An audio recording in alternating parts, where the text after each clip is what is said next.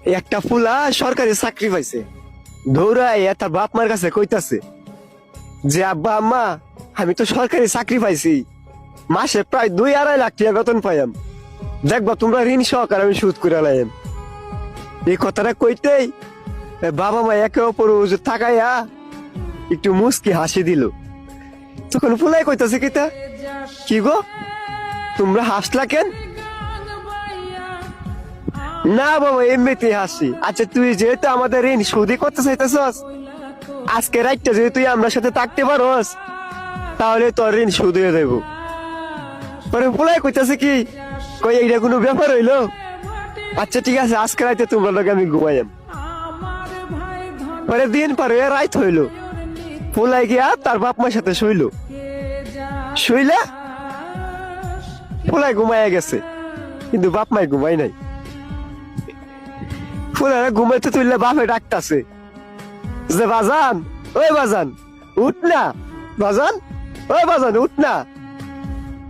পরে উঠছে, বুঝতেছে কি হয়েছে আমার ডাকতাছে কেন লাগে, যে বাবা আমার 1 গ্লাস পানি খাওয়াইবি।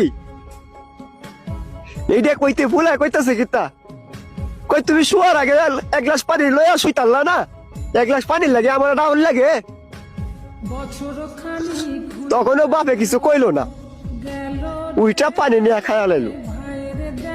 আবার পোলা ঘুমাইয়া গেল।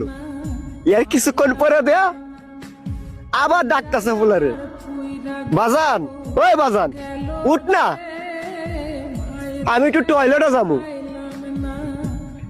ফুলাই কইতা তুমি কি আমার ঘুমাইতা দিতা না, আগে তো তুমি একলাই টয়লেটে যাইতা, এখন কেরা আমারে লাগবো।